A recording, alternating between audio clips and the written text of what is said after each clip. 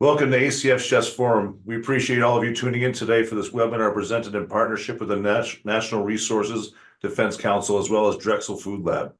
Today, our presenters will be discussing practical ways to prevent food from becoming waste in honor of Stop Food Waste Day. ACF is excited to have an expert here with information just for you, the leaders of the food service industry.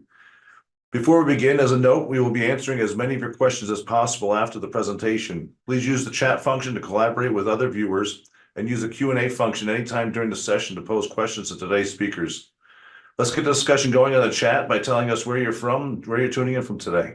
I'm Chris Tanner, American Culinary Federation's Executive Director. Let's meet our first guest, Nina Sevilla. Nina works to ensure we have a sustainable, healthy, and equitable food system for all. She helps co-lead NRDC's federal policy work to reduce food waste. She also helps run NRDC's Food Matters Network to share successes and lessons learned between cities working to reduce food waste across the country. Previously, Nina worked to expand food access through child nutrition programs at the Community Food Bank of Southern Arizona. Our next guest, Anya provides technical and advocacy support to the food waste team and the Food Matters Initiative, through which NRDC partners with cities to achieve meaningful reductions in food waste with comprehensive policies and programs. Prior to joining NRDC, Obrez worked as the Tahoe Resource Conservative at the Tahoe Resource Conservation District and the City of London's Department of the Built Environment. She holds a bachelor's degree in design from the University of London Goldsmiths College. Our final presenter is Jonathan Deutsch, PhD, CHE, CRC. Jonathan is a professor and a vice chair of health sciences at Drexel University. He is the founding program director of Drexel's Food Innovation Entrepreneurship Programs. He is past president of the Upcycled Food Foundation and previously was the inaugural James Beard Foundation Impact Fellow, leading a national curriculum effort on food waste reduction for chefs and culinary educators. He was also named a food waste warrior by Food Tank.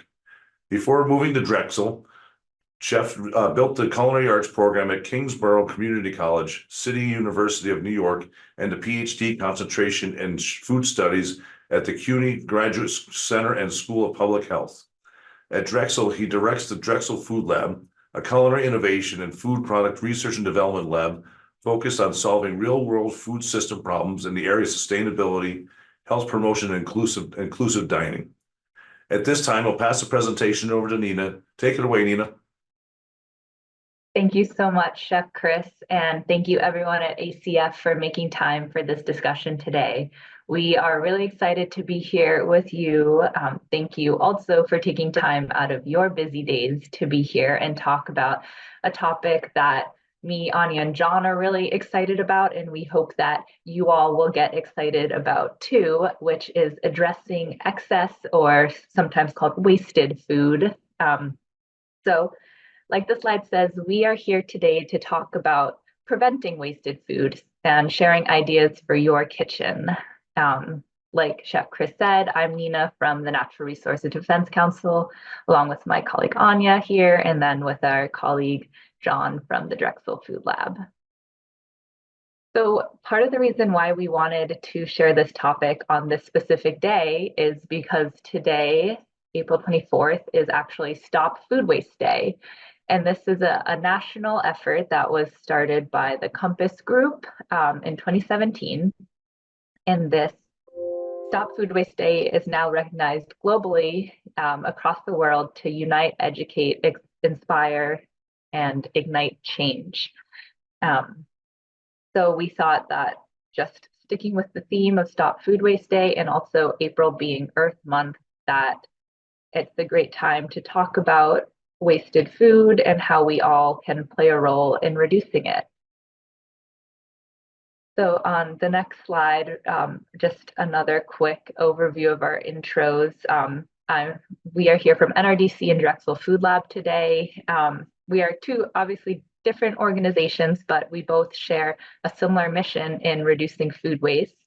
We address it from different ways, as you'll hear on this presentation. At NRDC, we really focus on policy and programs. So we work with cities and states across the country to help cities develop different food waste reduction programs.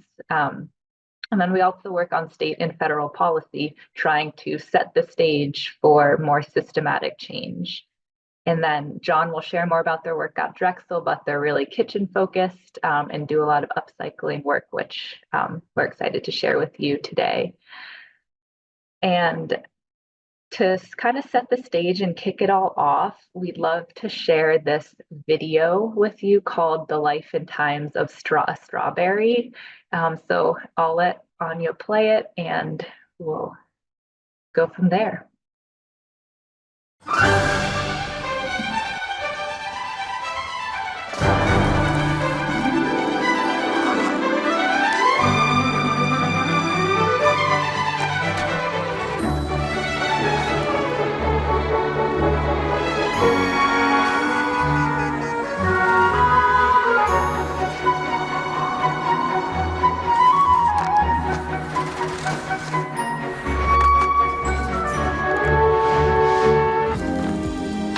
Oh, my sweet baby, I'll travel the world for you.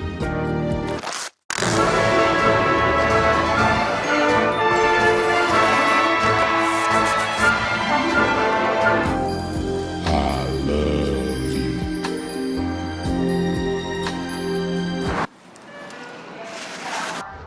Can we get strawberries? No, honey. Please. Okay.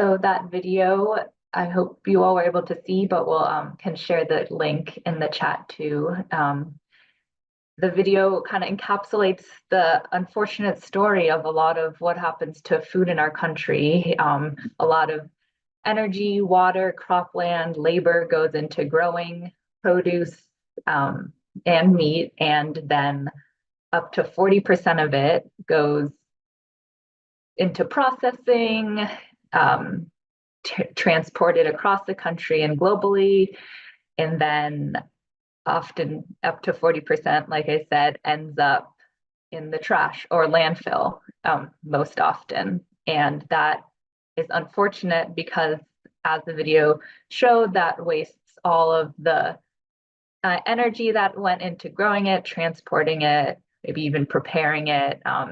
This video showed from the home kitchen perspective, but in any kitchen, we know that there is excess.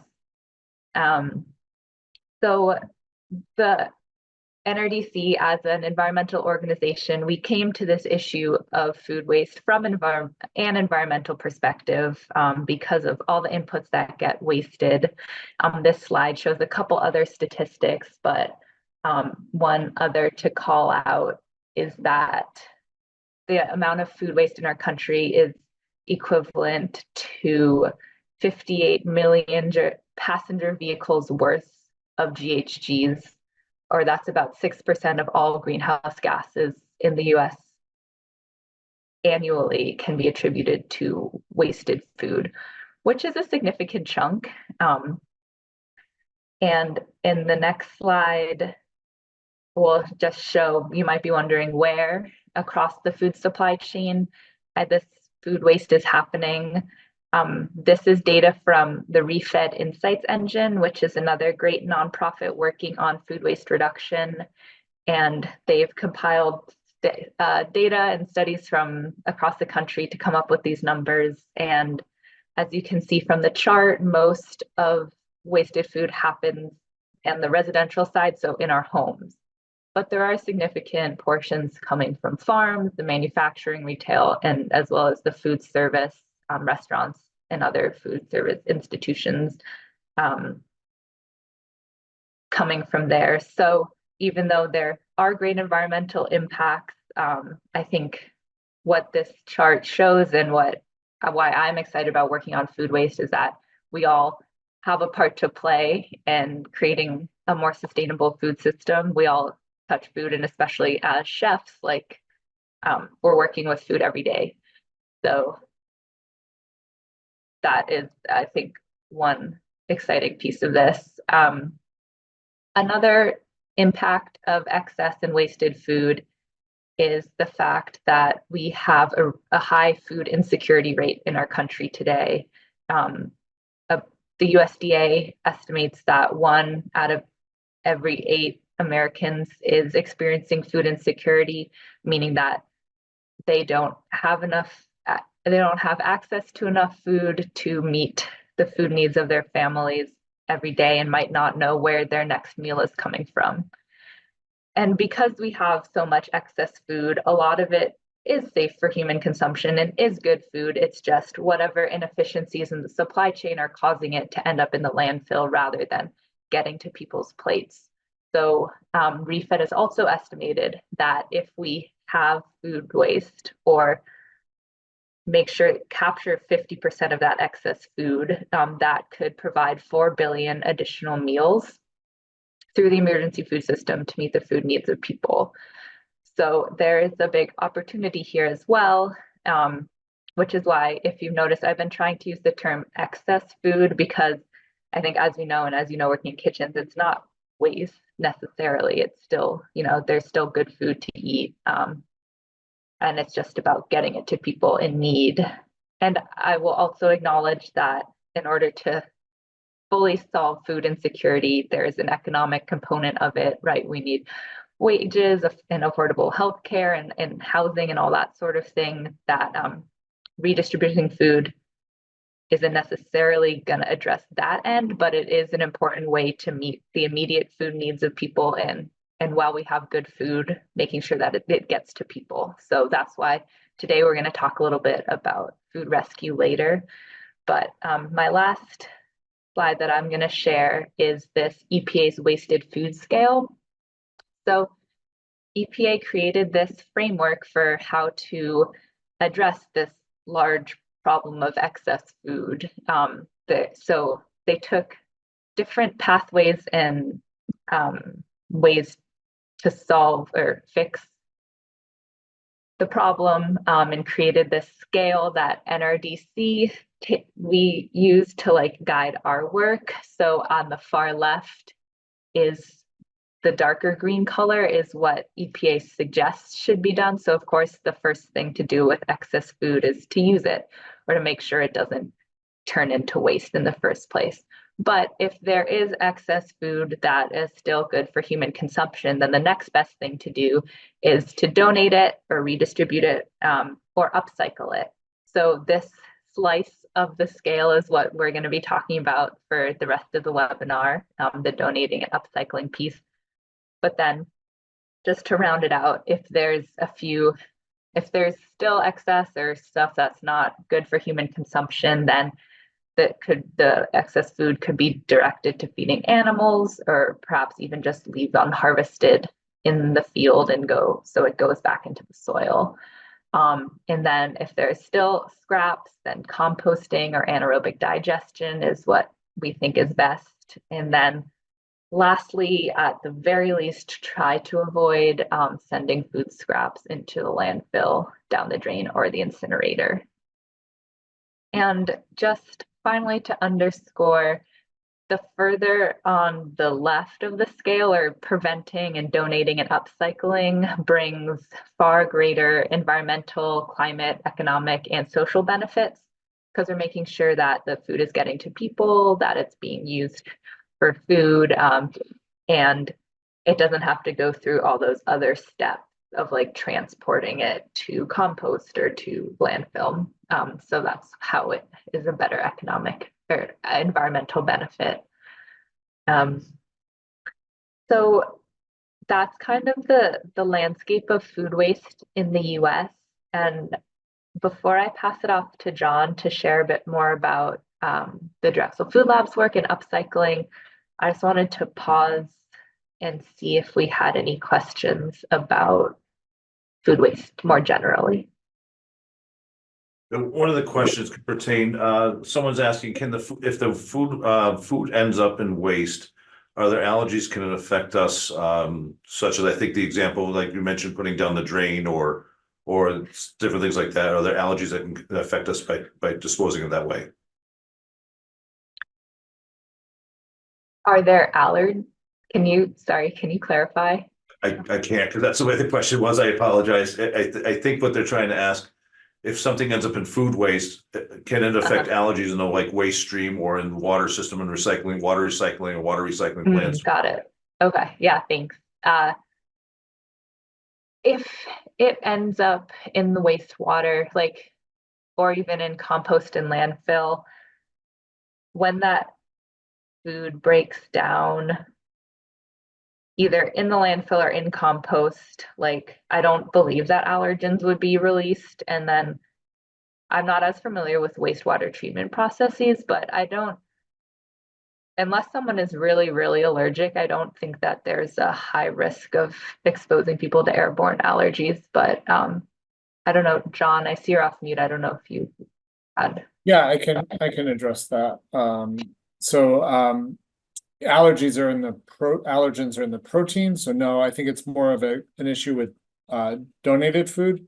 So it is very important in food donations to have very clear allergy labeling. And also we advise folks often to treat donated food as sort of hyperallergenic because we're not always sure of the provenance of it the way we would be, for example, with restaurant food or institutional food service, non-commercial food service.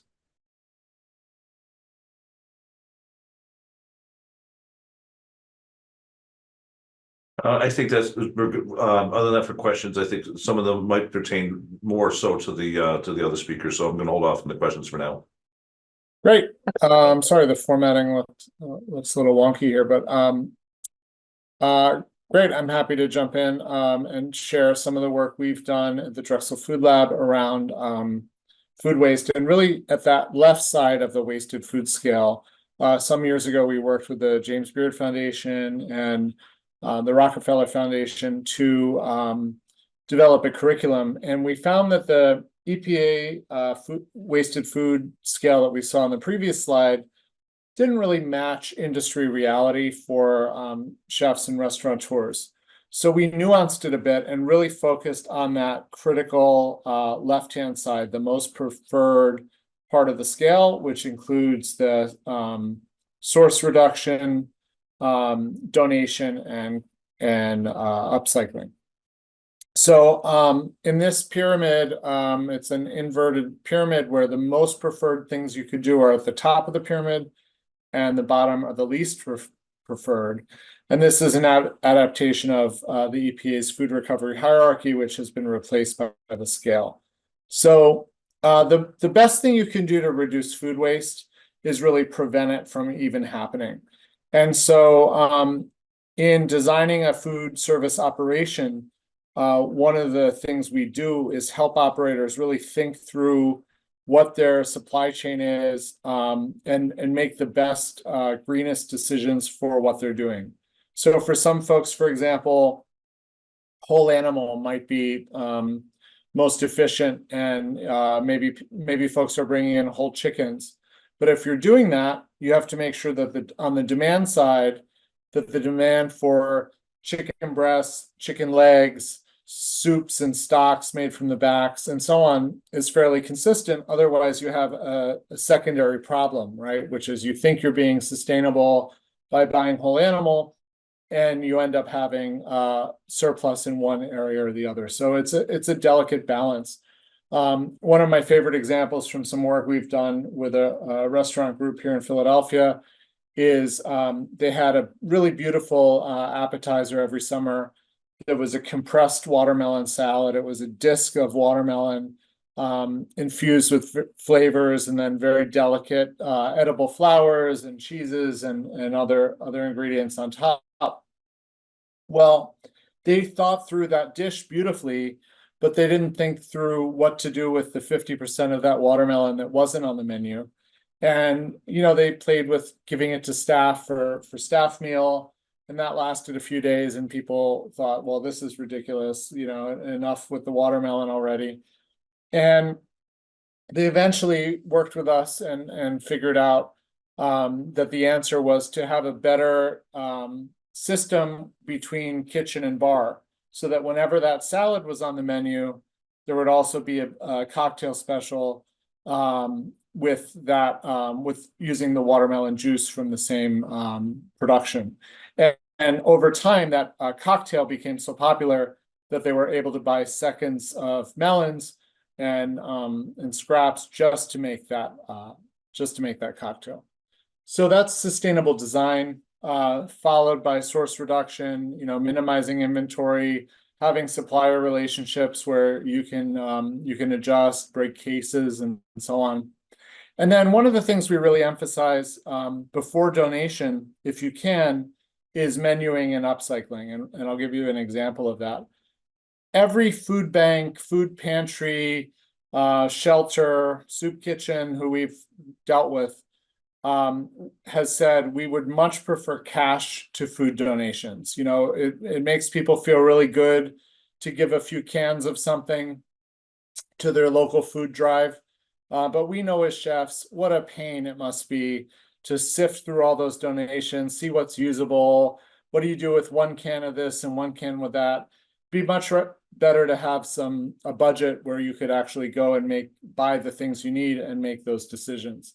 So figuring out how to profit from the whole product that you're paying for is something chefs are really good at, right? Whether it's called full product utilization or food waste prevention, it's really the same skill set. So that we put up as highest.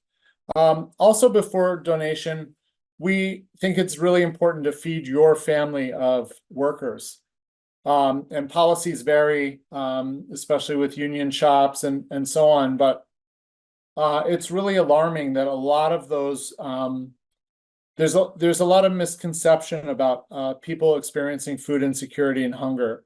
And a lot of people think, oh, that 1 in 8 that Nina pointed out earlier, those must be people who don't have housing, who aren't working, who are really the poorest of the poor. And it couldn't be further from the truth. While those folks are included in that one in 8, most of those 1 in 8 do have jobs, and many have full-time jobs at minimum wage or higher and still meet the definition for food insecurity. And so it's heartbreaking to me to see cases of restaurant workers or food service workers who may be themselves stopping off at the food pantry or the food bank to help feed their family, being instructed by management to throw surplus food away when it could be eaten as a staff meal, taken home, or donated.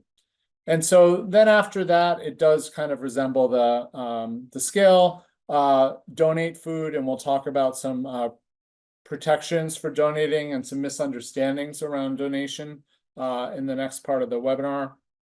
And then if it's not fit for humans, it may be fit for animals. Animals like pigs and chickens can eat a wide variety of food scraps. And historically, there hasn't been such a thing as animal feed. We kind of coexisted with human food. And then industrial uses like biodigestion for fuel, compost, which surprises people often that it's not higher on the list because we feel very virtuous about our composting. And landfill is the last resort. And unfortunately, food and other organic matter is still the largest component of landfill, where it contributes to about 6 to 8% of greenhouse gas emissions. So all of our efforts really are focused on keeping this food at the top of the food recovery hierarchy. You can go to the next slide, please. So I want to share some numbers because often environmental issues are seen as by chefs as important, but I really have my operation to run, you know? So sometimes I'll talk about food waste and someone will say, yeah, you know, I care about the environment. It's not that I don't, but what I really care about right now is labor cost, food cost, revenue. That's what I'm bonused on. That's how I spend my day. You know, your environmental stuff is cute, but I need to make money and I need to run my operation.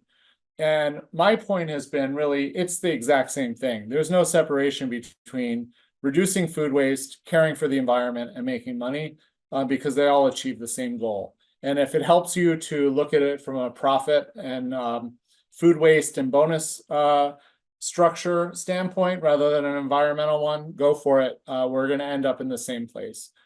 So this is some work we did collaboratively with Winnow, which is a food waste tracking system. And Winnow has determined that in a $1 million food business, and this is, you know, if you're a $5 million operation, just put a multiplier on this, right? It's scalable. About 170K in usable food is thrown away. And that's broken down between food that's spoiled, overbought and spoiled and not served, a relatively small percentage. But it adds up day to day, right? If it's $10, $20, $50 of food per day times 365 and a quarter, you start to talk about some serious dollars. About 3% trim, about 6% overproduction that doesn't get served to the guest, and about 7% plate waste, usually from larger portions that don't get taken home, that end up at the dish station. And one of the first things we do if we do a food waste audit is I go back to my roots as a 14-year-old dishwasher, and I just look at all that food coming in and weigh it and calculate it and look at the nutrition and look at the value. And it's really shocking. And that together can add up to about 10 to 17% of overall production and about 100 to 170K per $1 million in business. So it's a really staggering number. You can go to the next slide. So we did some work. We did a case study with a restaurant group called Terrain. It's global. The company's global. It's owned by Urban Outfitters, and it's based here in Philly. And the culinary director at the time was one of our alumni who looked at these numbers and said, okay, this is a concern, but what do I do about it? How can I actually menu this stuff? How can I actually do what you're telling me to do? And our students worked together with their culinary team to come up with just a few examples from some of the most wasted food. So, and what we decided to do, just to keep things really simple, was we looked at brunch waste, and then we converted that to things that could be for sale the same day at lunch or dinner. And so we started with just one product, melons, and we looked at trim from cantaloupe. They have like a fruit cup in the morning, and they do a lot of catering, and watermelon. And we looked at where we could upcycle scraps in not only a way that was kind of feasible, but was also efficient. And our equipment, particularly Waring, we worked with the Waring Empowered folks, was really our best friend in this, because what you can't do, and every chef knows this, you know, I could look at those scraps and say, well, let me just sharpen my my paring knife, and I could go through each one of those scraps and get every little bit of usable flesh off those foods. But what we needed to do is really develop a solution that was fast and efficient and safe. So things had to be cooked because of possible contamination issues, and things had to be able to be juiced or pulverized or processed in a very quick way and not hand trimmed. And so we made a few examples with this trim. For example, we took a lot of those cantaloupe scraps and made a cantaloupe curry broth that we menued along with toasted cantaloupe seeds. And we menued that with a soba noodle and a seared scallop. And that did really well. We also took that same juice that we used for the broth, and we used it in a sorbetto that had the advantage of being able to be sold on a plate, but also replace the commercial sorbetto that they were buying. And then we made a watermelon toast, and that was an illustration of how to use the whole product. So we actually took the seeds and made a watermelon seed butter. We pickled the rind, which plenty of people are familiar with. And then we also compressed and cooked the flesh and made this sort of watermelon three-way toast. You can go to the next slide. So I just want to end my part on looking at what the impact was to the bottom line, because let's face it, that's really what people care about. So if you think about 100 to 170K of food that's wasted per $1 million operation, here's an example of recouping about 70K just from those really simple examples I showed you. So what we did was we calculated the sales price of these two dishes, the cantaloupe curry broth and the sorbetto. So what we did was just a percentage of the selling price. So I forget the exact numbers, but let's say that scallop appetizer was a $20 appetizer. And we estimated that by weight, the curry broth was 15% of that plate component. That became the revenue calculation. Same thing with the dessert. It was an accompaniment, but there were maybe 4 components, $12, $3 each. So those sales added up to $190 per day, just of products made from those cantaloupe scraps, which were previously going to compost. And then in addition, I mentioned that previously they were buying cantaloupe sorbetto that now they didn't have to buy. So that added the $40 that they would have spent on a prepared product to then go on the plate at no additional cost because it was coming out of their existing food budget. And then overall, that savings and additional revenue multiplied, extrapolated over the course of every service of the year would yield about 70K in revenue. So if you think about, that's one product, right? If you think about all the products that you're processing in your kitchen, all of those menu and revenue opportunities, you can really see big impact. And with rising prices and rising costs, you can see how important it is from a business standpoint, in addition to the environmental standpoint, to minimize waste. So I think that's it from my part, and I'm going to hand it back over to our friends at NRDC. Great. I don't know if we can just keep questions, I guess, to the end on your part, John. Sure. Well, thanks, John, for going over the business case for why upcycling and food donation is one way to start addressing the excess of or underuse of surplus food in the kitchen. So I just want to touch back on this kitchen food recovery hierarchy and specifically on food donation. So my next segment is talking a little bit about this new federal piece of legislation that has helped to bolster protections for food donors for rescuing and donating surplus product. So potentially, some of you might have heard of the Bill Emerson Good Samaritan Act, but the Bill Emerson Act was passed in 1996, and it really paved the way for businesses and organizations to start to donate their excess food. The act itself was designed to encourage companies and businesses and restaurants to donate their surplus food to nonprofits by providing civil and criminal liability protections for food donation of wholesome food to a registered 501c3 nonprofit organization. And these protections were really instated and were essential in fostering food donation in this country. However, the legislation itself had really ambiguous guidelines and language that explain the rules around donation. And it really harbored a lot of barriers for retailers and businesses to donate in regards to the fear of liability for not incentivizing them to donate in the first place. So the conditions required to receive liability protections under the Bill Emerson Act of 1996 were under 4 guidelines. So the first was that the donor must donate apparently wholesome food or apparently fit grocery produce that met the U.S. food safety standards. The second requirement was that the donations had to be made through a nonprofit organization. So that was a registered 501c3 that had to be either a food bank or a food recovery organization. The third requirement was that the liability protections would only be required or met if the nonprofit was donating the excess food to an end recipient for free.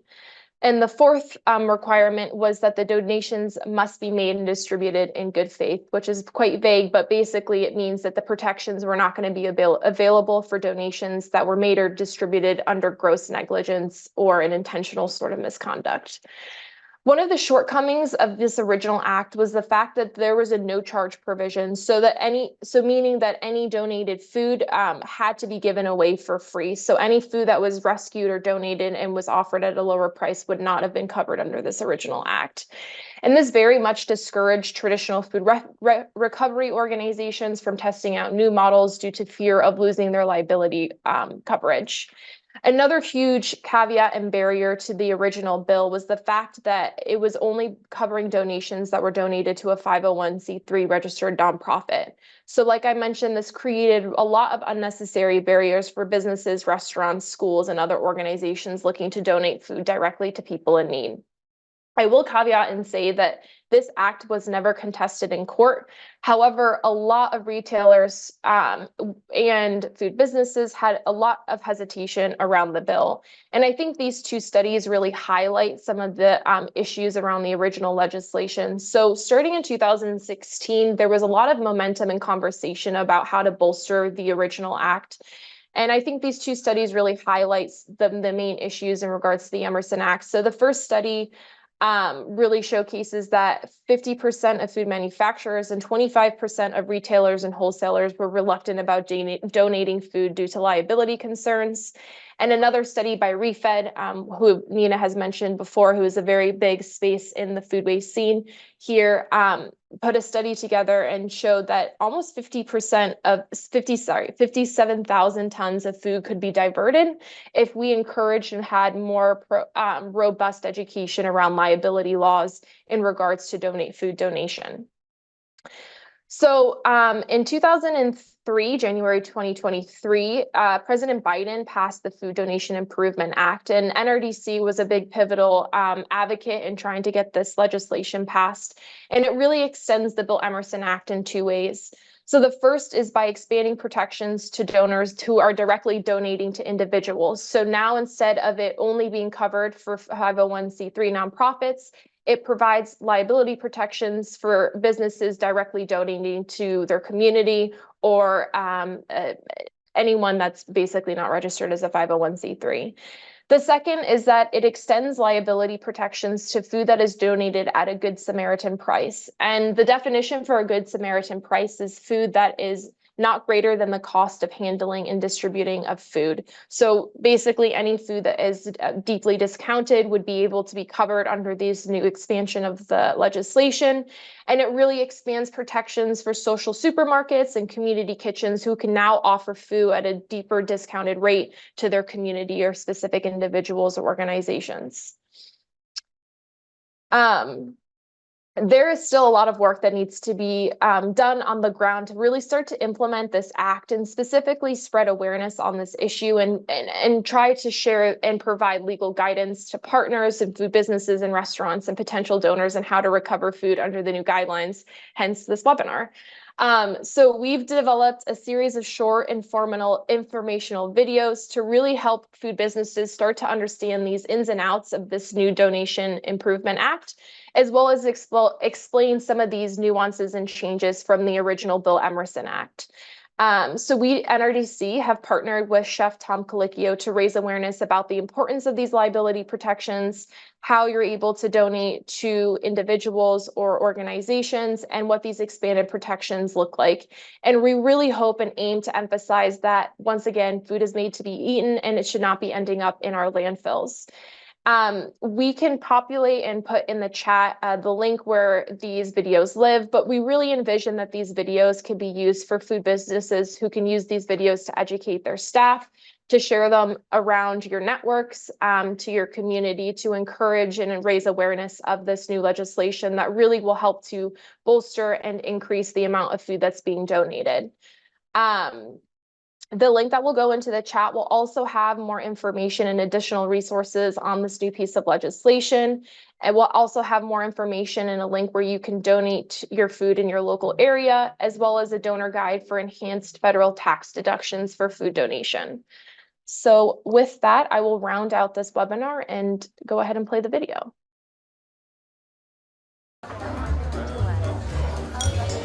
I knew you'd have your own restaurant one day.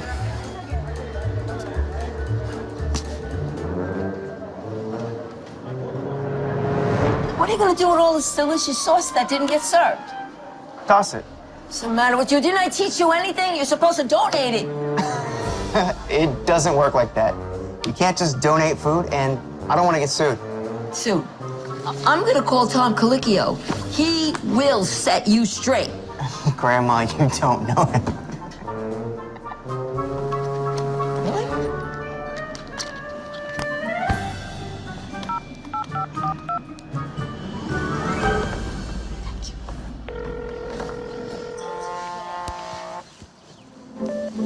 Hey there. Hey, how's the new restaurant? Never mind all that. I'm here with my grandson, and he's gonna be throwing away some perfectly wonderful sauce because he thinks he's gonna get sued. Could you please help me out here? Sure. Have your grandson put me on speakerphone. I'll explain. Put her on speakerphone.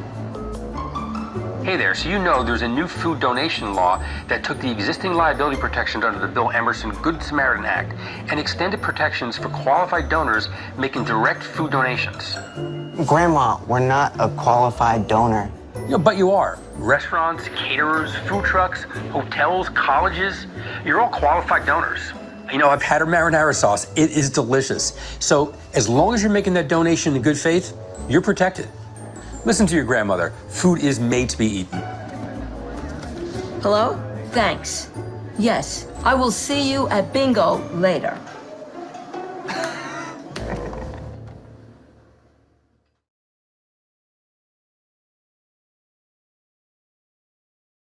Great. Well, I think with that, we appreciate you listening in. And if there are any questions for either of the three of us, please put it in the chat and we'd be happy to answer them.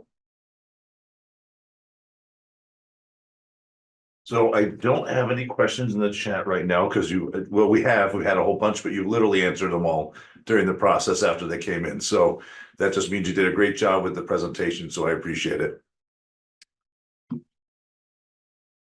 That's great to hear, Chris. We had an event for professional association recently, and I did see that that stat come to life. I asked everyone what are the things that prevents them from having a food donation program. Liability was number one.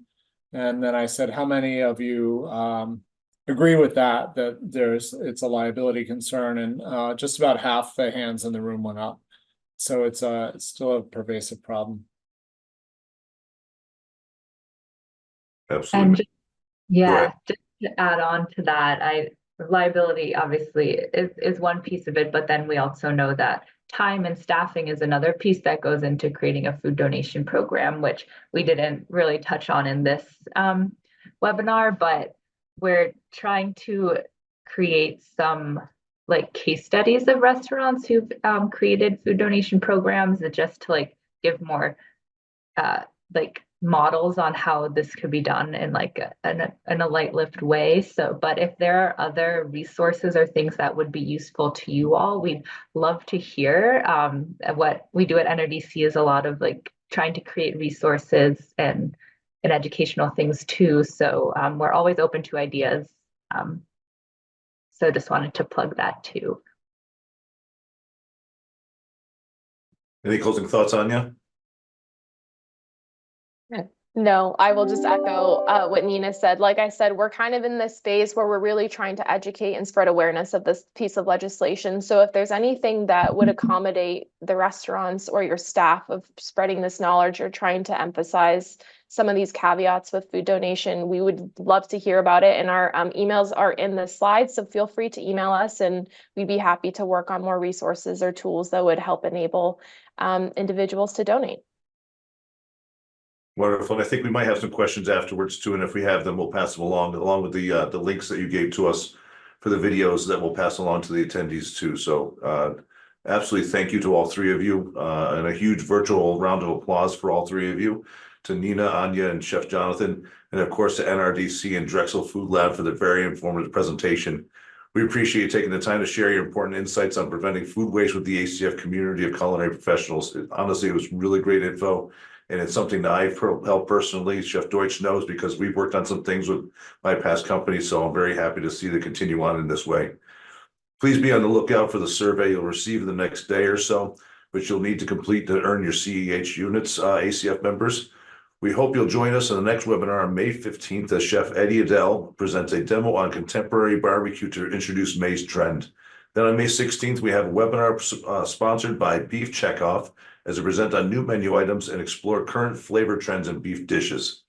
We also look forward to seeing all of you at the ACF National Convention in Phoenix, July 14th through 17th. It's going to be the can't miss culinary education event of the year for sure, along with all that excellent networking that we're used to and all that fun stuff that we have at our conference.